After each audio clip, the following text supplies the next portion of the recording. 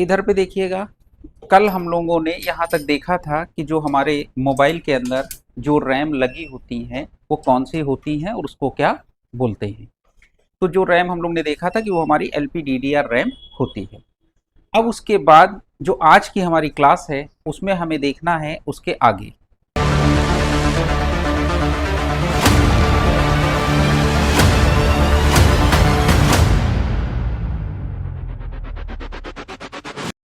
तो अगर हम उसके आगे की बात करें तो यहाँ पर ये देखिएगा, यहाँ पर हमने जो एक ड्रॉ किया हुआ है वो एक CPU को ड्रॉ किया हुआ है। CPU का मतलब ये है कि हमारे फ़ोन के अंदर एक CPU होगा, एक MMC IC होगी, ठीक, और एक हमारी पावर IC होगी। एक बेसिक सी जो बात ये है कि हमारी जो CPU है और MMC है उसको काम करने के लिए वोल्टेज ज़रूरत पड़ेगी। वो वोल्टेज हमारी पावर IC से हमारे CPU और MMC को मिलेगा। जब CPU और MMC को वोल्टेज मिलेगा तब CPU और MMC हमारी काम करेगी। अभी हम लोग CPU के वोल्टेजेस पे फोकस नहीं कर रहे हैं, इस वजह से हमने CPU के वोल्टेजेस ज़्यादा नहीं बनाए हैं और ना ही ज़्यादा लिखे हैं कि CPU को कौन कौन से वोल्टेज चाहिए। हमारा फोकस क्या है, किस पे है, MMC पे है। तो हमारी जो MMC IC होती है, MMC IC को काम करने के लिए जो वोल्टेज चाहिए, जो बेसिक वोल्टेज है वो है VCC और VCCQ। ये दो वोल्टेज हैं। क्यों? क्योंकि जो हमारी MMC IC है इसके अंदर क्या है, स्टोरेज भी है और साथ में कंट्रोलर भी होता है इसके अंदर, ठीक।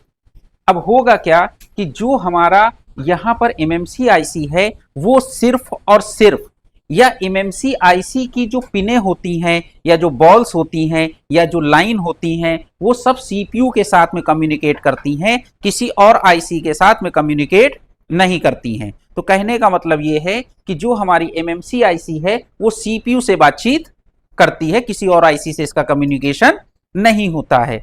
इसी के अंदर जो सॉफ्टवेयर है हमारा OS है, OS इसको बताता है CPU को कि आपको ये काम करना है, फिर CPU काम करेगा और फिर उसके इंफॉर्मेशन, मतलब कुल मिला के सारी बातें चीज जो भी होगी, जो भी इंफॉर्मेशन होगी वो सारी MMC देगी। तो इसका मतलब जैसा इसके अंदर सॉफ्टवेयर पड़ा होगा वैसा ये काम करेगी। अब बात ये आती है कि ये जो CPU और MMC है, यहाँ पर हमारा CPU और MMC है तो MMC के अंदर हमारा सॉफ्टवेयर पड़ा हुआ है। जब MMC के अंदर हमारा सॉफ्टवेयर है तो इसके अंदर सॉफ्टवेयर होना चाहिए, उसी के हिसाब से काम होगा। तो इसका सॉफ्टवेयर भी ओके होना चाहिए। अगर इसका सॉफ्टवेयर ओके नहीं होगा तो हमें या MMC जो IC है वो ओके नहीं होगी, तो हमको ये चेक करना पड़ेगा कि MMC IC ओके है या नहीं है, या इसका सॉफ्टवेयर ओके है या नहीं है। तो इसको चेक करने के लिए हमें मार्केट से दो तीन चीज़ों की ज़रूरत पड़ सकती है। जैसे कि हम लोग क्या करेंगे कि एक तो या तो हमारे पास कोई सॉफ्टवेयर का बॉक्स होना चाहिए या कोई ऐसा बॉक्स होना चाहिए कि जिससे हम ये पता कर पाएँ कि जो हमारे फ़ोन के अंदर MMC IC लगी है वो सही है या ख़राब है, या उसके अंदर का जो सॉफ्टवेयर है वो सही है या ख़राब है। तो आज के टाइम पे अगर हम बात करें तो हमारे पास मार्केट में अगर MMC के लिए जो सबसे ज़्यादा बॉक्स मार्केट के अंदर बिका वो बॉक्स है UFI। ये बॉक्स सबसे ज़्यादा मार्केट के अंदर बिका और इसी बॉक्स के थ्रू 90% लोग MMC रिपेयरिंग का काम करते थे। उसके बाद में जो दूसरा बॉक्स बिका मार्केट के अंदर वो था हमारा कौन सा, EasyJetag। तो सबसे ज्यादा कौन सा बिका MMC के लिए, UFI, और उसके बाद जो नेक्स्ट बॉक्स बिका वो बिका EasyJetag। दूसरी बात क्या है कि ये जो UFI बॉक्स है, UFI बॉक्स MMC के लिए बेस्ट है, लेकिन अगर आने वाले टाइम पर आपको रिपेयरिंग करनी है या IC को रिपेयर करना है या IC को चेक करना है तो UFI बॉक्स आपके काम नहीं आएगा। क्यों? क्योंकि आज के टाइम पर जितने भी हमारे फ़ोन आ रहे हैं सभी फ़ोनों के अंदर अब UFS लग के आने लगी है, और अगर आपको UFS IC पे काम करना है या UFS IC को प्रोग्राम करना है या UFS IC चेंज करना है या चेक करना है, मतलब UFS पे अगर आपको काम करना है तो UFI बेकार है। लेकिन जिन भी सेटों में MMC IC लगी है उसके लिए UFI ठीक है, ठीक है। तो अब हम बात करते हैं कि अगर आपने UFI बॉक्स खरीदा तो UFI बॉक्स में आपको क्या क्या चीज़ें मिलेंगी। अब जैसे यहाँ पर देखिए, ये हमने जो हाथ में लिए हुए ये हमारा क्या है, UFI बॉक्स है। इस बॉक्स के पीछे जो पोर्शन है यहाँ पर आपकी USB केबल लगेगी और केबल का जो दूसरा हिस्सा होगा वो कंप्यूटर से कनेक्ट होगा। बात समझ में आई? तो यूएफआई बॉक्स जो है हमारा कंप्यूटर से कनेक्ट हो जाएगा। अब बात ये आती है कि जो यूएफआई बॉक्स कनेक्ट हो गया तो एक ये बॉक्स आपको साथ में मिलेगा जब आप परचेस करेंगे, साथ में आपको एक, जैसे ये आपको ये दिखाई पड़ रहा है बॉक्स, एक ये दिखाई पड़ रहा है, ठीक, तो ये आपको यहां पर ये दिखाई पड़ेगा, ठीक है। तो अब क्या होगा कि यहां पर ये जो ये बॉक्स है जिसके अंदर हम लोग आईसी को रखते हैं, और दूसरा आपका ये बॉक्स है जिसके अंदर हम लोग आईसी को रखते हैं। तो हमें अगर एमएमसी को रिपेयर करना है या सेट का लॉक खोलना है या एफआरपी खोलनी है, तो हमारा जो भी डेटा है, या मान के चलिए कि कस्टमर ने कोई पासवर्ड लगा के भूल गया, या कस्टमर के फ़ोन में मेल आईडी का पासवर्ड लगा है लॉक से रिलेटेड, या फ़ोन कस्टमर का डेटा सारा कुछ किसके अंदर है, एमएमसी के अंदर है। हम चाहते हैं कि कस्टमर का सेट का लॉक खुल जाए, तो जो कस्टमर के लॉक की इंफॉर्मेशन है वो भी कहाँ पर है, एमएमसी के अंदर है। अब एमएमसी के अंदर जैसे हम लोग यहां पर ये बात कर रहे थे, जैसे ये हमारी एमएमसी आईसी है, तो एमएमसी आईसी जो है ये आप ये समझ लीजिए कि आपका एक घर है, इस घर के अंदर हम लोग क्या करते हैं, पार्टीशन करते हैं। पार्टीशन करने के बाद अलग अलग रूम, अलग अलग सिक्योरिटी के हिसाब से हमने कोई ऐसा रूम बनाया कि जिसके अंदर सारी हमारी जो इंपॉर्टेंट चीजें हमने वो रखी, और उसको भी रखने के लिए हमने उसके अंदर एक अलमारी रखी, अलमारी के अंदर रख रहे हैं। अब उस अलमीरा के अंदर भी हमने और सिक्योरिटी करने के लिए उसके अंदर एक तिजोरी लगा दी। तो सारा डेटा भाई जैसे आपका घर का सारा सामान है, सारा सामान पूरे आपके घर में रखा है, तो उसी तरीके से इस एमएमसी आईसी के अंदर भी सब इसके अंदर पार्टीशन है। कुछ पार्ट के अंदर कुछ रखा होगा, कुछ पार्ट के अंदर कुछ रखा होगा। किसी पार्ट के अंदर आपका आईएमआई नंबर भी सेव होगा, किसी पार्ट के अंदर उसका ब्लूटूथ एड्रेस भी सेव होगा, किसी पार्ट के अंदर उसका जो पासवर्ड है वो भी होगा। कुल मिला के सारी चीजें कहां पर सेव हैं, इस आईसी के अंदर। अब इस आईसी के अंदर है, अगर हमको ये पता चल जाए कि इसके किस कमरे में तिजोरी रखी है, तो हमें उसका एड्रेस मालूम होना चाहिए कि चौथे कमरे में रखी है या पांचवें कमरे में रखी है, और कमरे के अंदर भी कहां पे रखी है, क्या रखी है। तो उसी तरीके से इस एमएमसी आईसी का भी अपना एक एड्रेस होता है, जिसके अंदर उसका पासवर्ड और उसका मेल आईडी जो कस्टमर लगा के भूल जाता है, एफआरपी, वो सारा कुछ इसी के अंदर सेव होता है। अब जो हमारा बॉक्स बनाने वाली कंपनी है, उन्होंने क्योंकि प्रोग्रामर हैं तो उनको ये मालूम होता है कि इस फाइल के अंदर या इस सेट के अंदर कहाँ पर कस्टमर का पासवर्ड सेव है, कहाँ पर क्या सेव है। तो जब हम पासवर्ड रिसेट के ऊपर क्लिक करते हैं तो उनका जो सॉफ्टवेयर होता है, जैसे यूएफआई हो या XYZ कोई भी सॉफ्टवेयर हो, वो क्या करता है, उसको एड्रेस मालूम है, वो क्या करेगा, उसको मालूम है कि इस जगह पे कस्टमर का पासवर्ड सेव है। तो हमारा सॉफ्टवेयर क्या करेगा, इतने हिस्से के डेटा को डिलीट कर देगा। क्या करेगा, डिलीट कर देगा। अब जब ये डेटा डिलीट हो गया तो कस्टमर के फोन के अंदर से उसका पासवर्ड डिलीट हो गया, तो जब कस्टमर फोन चालू करेगा तो पासवर्ड नहीं मांगेगा। या मान के चलिए जिसको हम लोग एफआरपी बोलते हैं, कि अगर आपने सेट को जब फॉर्मेट कर दिया तो जब वो फोन चालू होता है तो फर्स्ट टाइम आपसे पुरानी वाली मेल आईडी और पासवर्ड मांगता है।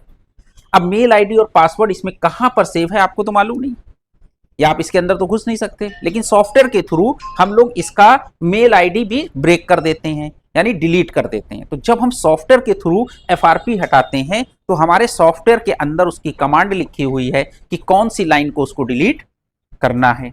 उस सॉफ्टवेयर ने अगर उस लाइन को डिलीट कर दिया तो कस्टमर के फोन के अंदर जो पुरानी मेल आईडी है वो डिलीट हो गई।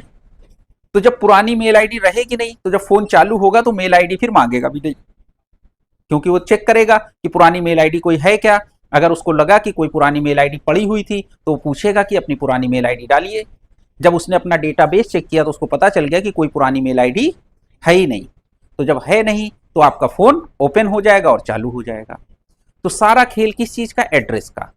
अगर किसी सॉफ्टवेयर प्रोग्रामर ने जो प्रोग्राम बना रहा है या जो सॉफ्टवेयर बना रहा है उसने किसी मॉडल का जो एड्रेस है अगर उसने अपने सॉफ्टवेयर के अंदर गलत लिख दिया, क्या कर दिया, अब आपने सेट का जो सॉफ्टवेयर था, सॉफ्टवेयर के अंदर एक फंक्शन था फैक्ट्री रीसेट का या एफआरपी रीसेट का, आपने किया फैक्ट्री रीसेट पे क्लिक, उसने क्या किया, किसी दूसरी लाइन को डिलीट कर दिया। करना था मान लो 5वीं लाइन को डिलीट, और कर दिया उसने कौन सी लाइन, तीसरी लाइन डिलीट। अब पता चला कि फोन अगर कोई ऐसा कोई डेटा हुआ कि जिसके अंदर फोन को चालू होने के लिए उसकी कमांड थी, तो पता चला फोन चालू होना बंद हो गया। तो आपने कहा कि भैया हम केवल एफआरपी खोल रहे थे, केवल एफआरपी रीसेट किया था और उसके बाद सेट बंद हुआ और उसके बाद ऑन नहीं हुआ, या सेट रिस्टार्ट हुआ उसके बाद चालू नहीं हुआ। या आप किसी फोन का लॉक खोल रहे थे, तो लॉक खोलने में क्या हुआ कि आपने कमांड दिया फैक्ट्री रीसेट का, कमांड तो चली लेकिन उस सॉफ्टवेयर की अपनी बग्स थी या कमी थी, उसको करना था चौथी लाइन डिलीट, उसने कर दी छठी लाइन डिलीट। उसके अंदर सेट को ऑन होने की इंफॉर्मेशन थी। अब क्या हुआ कि पता चला कि वो कमांड यानी उसने गलत लाइन को डिलीट कर दिया। अब गलत लाइन को डिलीट कर दिया तो गलत लाइन को डिलीट करने के चक्कर में क्या हुआ कि ये सेट आपका रिस्टार्ट पे आ गया या लोगो पे आ गया, या आपका सेट डेड हो गया। तो सब इसके अंदर जो भी डेटा सेव है, हर एक डेटा का अपना एड्रेस है। तो इसको उस एड्रेस को किसको डिलीट करना है किसको नहीं करना है, वो सारे प्रोग्रामर हमारे अपना जब सॉफ्टवेयर बनाते हैं तो उस हिसाब से डिसाइड करते हैं। ठीक है ना। तो जब हम UEFI या EasyJetAG जो सॉफ्टवेयर है जब यूज करते हैं तो वो सॉफ्टवेयर भी हमारा यही काम करता है। तो इसी वजह से हम लोग जब देखते हैं कि कभी कोई सॉफ्टवेयर है, तो जब हम लोग का स्टार्टिंग में कोई नए मॉडल आते हैं या कभी कभी मार्केट के अंदर कुछ एक मॉडल के अंदर ये दिक्कत आती है कि हमने उस मॉडल की FRP खोली या लॉक खोला, तो लॉक खोलने में सेट डेड हो गया या सेट रीस्टार्ट पे आ गया। मार्केट के अंदर एक सबसे बड़ा पॉपुलर मॉडल था Vivo Y73। Vivo Y starting में क्या हुआ कि जब वो सेट आया था तो स्टार्टिंग में लोगों ने लॉक या FRP खोलने की कोशिश जैसे ही करी और जैसे ही क्लिक किया और जैसे ही उसके अंदर कमांड रन हुई, वो सेट डेड हो गया। और डेड होने के बाद वो कंप्यूटर से कनेक्ट होना भी बंद हो गया और किसी भी तरीके से चालू होने का, जिंदा होने का नाम नहीं ले रहा था। और कस्टमर के साथ में एक प्रॉब्लम, मतलब जो दुकानदार थे कि भाई कस्टमर ने सेट लॉक खोलने के लिए दिया था, अब तो इसका सेट डेड हो गया, अब क्या होगा। और वो किसी भी कंडीशन में फिर सॉफ्टवेयर दोबारा नहीं लेता था, उसका पूरा बूट ही डेड हो जाता था।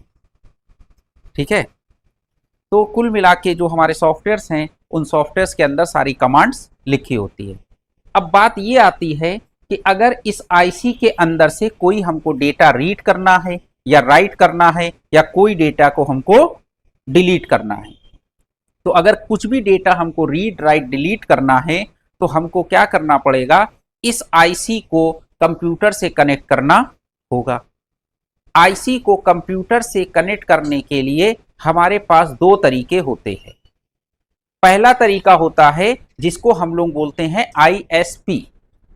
क्या बोलते हैं, या सीधी सी बात जिसको मार्केट की लैंग्वेज में समझे तो जिस सेट में जंपर लगा के, क्या होता है, जंपर लगा के सेट को कनेक्ट किया जाता है, उसको हम लोग बोलते हैं ISP। ठीक। अब यहां पर ये जो हमारा UEFI बॉक्स है, जब आप UEFI बॉक्स खरीदेंगे तो आपको ये बॉक्स भी मिलेगा, ये भी मिलेगा कनेक्टर, ये भी मिलेगा, ये भी मिलेगा। ठीक। मेन चीजें आपको ये मिलेंगी।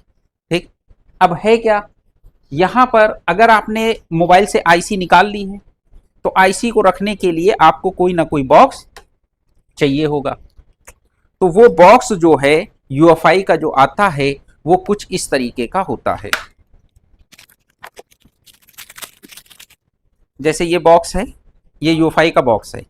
ये क्या होगा कि जो हमारा UEFI का बॉक्स है, UEFI का बॉक्स इसके अंदर लगेगा। ठीक। यहां पर आपको ये दिखाई पड़ रहा है और ये इसका का बॉक्स है। ठीक। अब क्या होगा कि ये इसके अंदर यहां पर ये लग जाएगा। ठीक। अगर आपने इसके अंदर कोई आईसी रखी, क्या रखी, तो आईसी हमको यहां पर रखनी पड़ेगी। जब हम इस पे आईसी रखेंगे तो आईसी रखने के बाद इसको बॉक्स को हम बंद कर देंगे। तो ये जो हमारा बॉक्स है इसके अंदर पिंस निकली होती है और पिंस क्या होता है, आईसी की बॉल से कनेक्ट हो जाती है। जब आईसी की बॉल से, मतलब आईसी हमारी इससे कनेक्ट हो जाती है तो ये इसकी पिने किससे कनेक्ट है, भाई इससे कनेक्ट हो गई, और ये किससे कनेक्ट हो गया, कंप्यूटर से।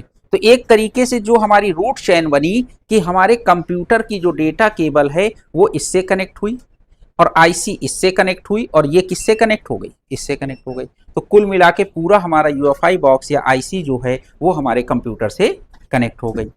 अब क्या होता है कि जो UEFI बॉक्स है इसके साथ में आपको दो एडाप्टर मिलेंगे। इस तरीके के।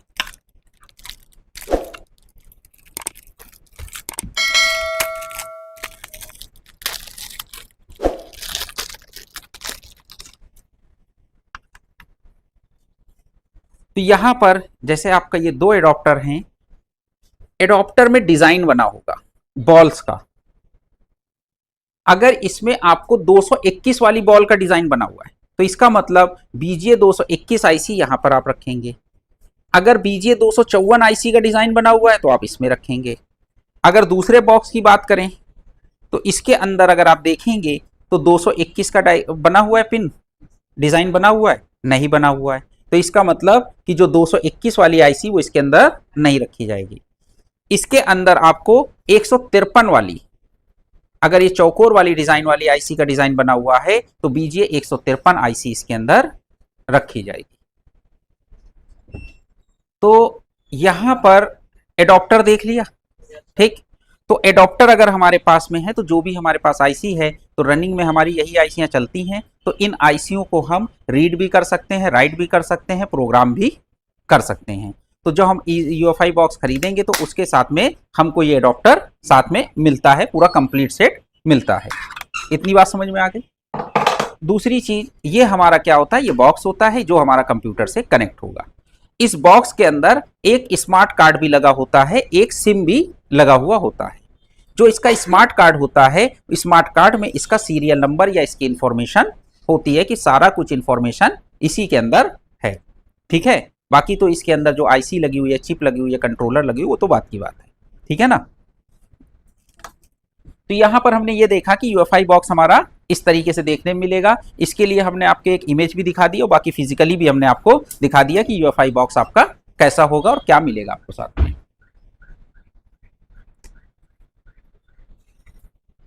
अब क्या होगा कि आप चाहते हैं कि अपने सेट का लॉक खोल लें या एफआरपी खोल लें या कस्टमर का पासवर्ड खोल लें। तो अब एक कंडीशन तो ये है कि आप यूएसबी केबल लगा के कंप्यूटर में किसी सॉफ्टवेयर के थ्रू सेट का लॉक खोल सकते हैं, ठीक। लेकिन बहुत सारे ऐसे सेट होते हैं कि जिनमें आप अगर डेटा केबल लगा के सॉफ्टवेयर से लॉक खोलना चाहें तो उनके लॉक नहीं खुलते हैं, यानी वो मॉडल सपोर्टेड नहीं होते हैं यूएसबी पे। तो उसको हमको क्या होता है, यूएफआई या EasyJet से खोलना पड़ता है। अब बात ये आती है कि जो सेट का लॉक किसी सॉफ्टवेयर से नहीं खुल सकता है, जिस फोन का लॉक किसी सॉफ्टवेयर से नहीं खुल सकता है, उस फोन के लिए हमको इस बॉक्स की जरूरत पड़ेगी। और ये बॉक्स जो है, अगर इस बॉक्स के थ्रू आपका को किसी सेट का लॉक खोलना है, तो जैसे अभी हम लोग बात कर रहे थे, आपको एडॉप्टर मिलता है। तो एडॉप्टर में क्या होता है कि आप उसके अंदर आईसी रखते हैं।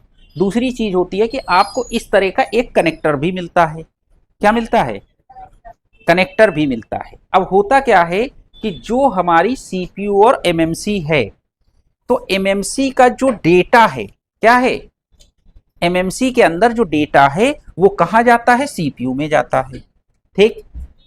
तो अगर ये डेटा, अभी क्या होता है कि जब ये सीपीयू में जाता है और सीपीयू के थ्रू कहां जाता है, यूएसबी में, या जब हम यूएसबी केबल लगाते हैं, तो यूएसबी केबल हम फोन में नीचे लगाते हैं, तो फोन में जो यूएसबी केबल लगाते हैं वो सीपीयू के थ्रू होते हुए एमएमसी तक पहुंचता है। अब पता चला सीपीयू में या उसके सॉफ्टवेयर में रिस्ट्रिक्शन है कि जब आप यूएसबी केबल लगाओ तो ये डेटा आपके कंप्यूटर में ना जाए। तो अगर डेटा कंप्यूटर में नहीं जाएगा तो क्या फोन का लॉक खुलेगा, नहीं खुलेगा।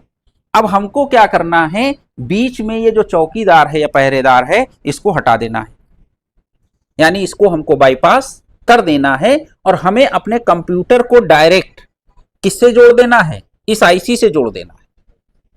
अब इस आईसी से कैसे जोड़ोगे आप, इस आईसी से जोड़ने के लिए, क्योंकि जो हमारा बॉक्स है या कंप्यूटर में कोई ऐसा तार तो है नहीं कि हम निकाल के सीधे यहां लगा दें।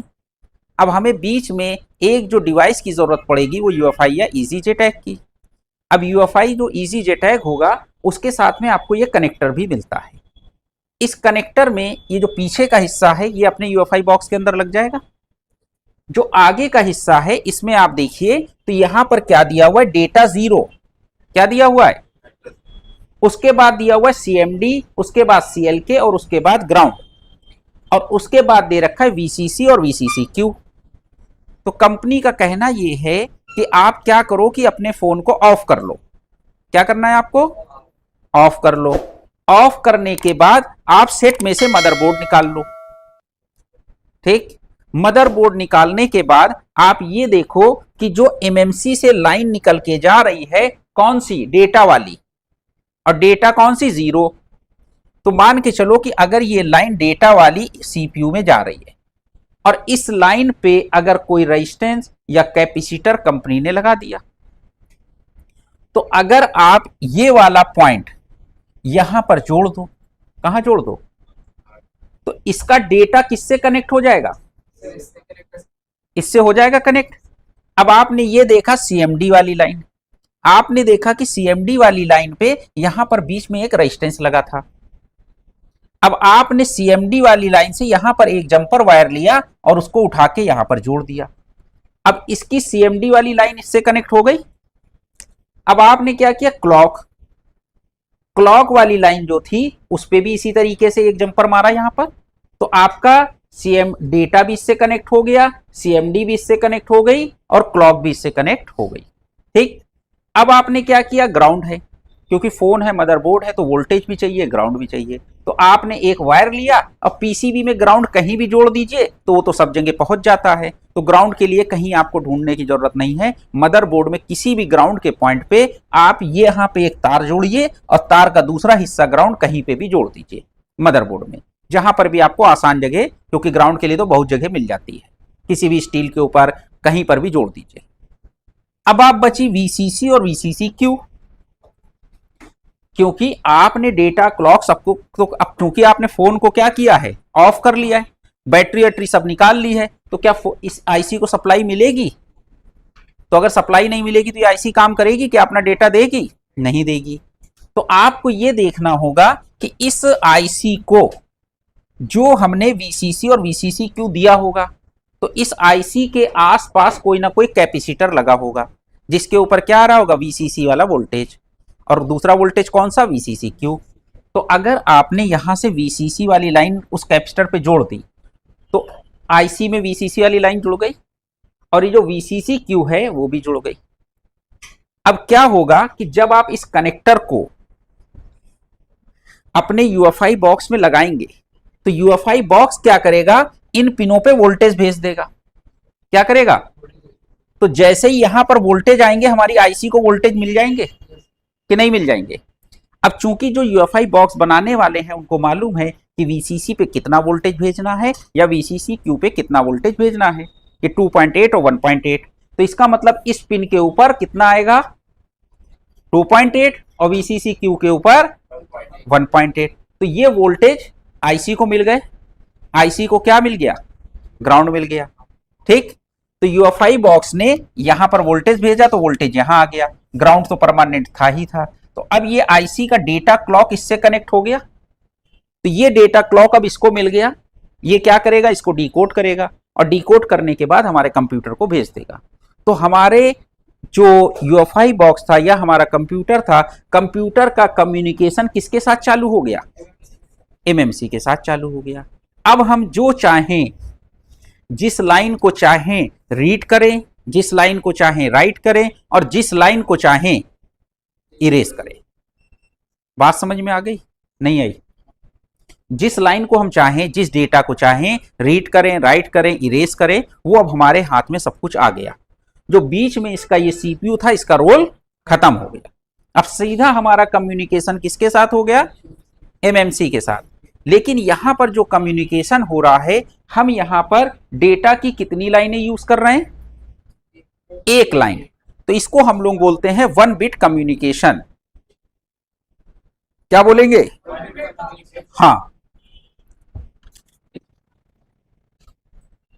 देखिए, तो जो बात हम आपको समझा रहे थे उसी बात को हमने यहां पर इस तरीके से ड्रॉ करके आपको दिखा दिया कि हमने क्या किया, डेटा वाली लाइन पे यहां से कनेक्ट कर दिया, हमने सीएमडी वाली लाइन को कनेक्ट कर दिया, क्लॉक वाली लाइन, ग्राउंड वाली लाइन, वीसीसी और वीसीसी क्यू तो आसपास जो कैपेसिटर होगा उस पर कनेक्ट कर देंगे। तो ये बात जो हम आपको समझा रहे थे वो इस फिगर में ये है। ठीक, अब जब हम इसको कनेक्ट कर लेंगे तो इस कनेक्टर को इसमें यूएफआई बॉक्स पे लगा देंगे।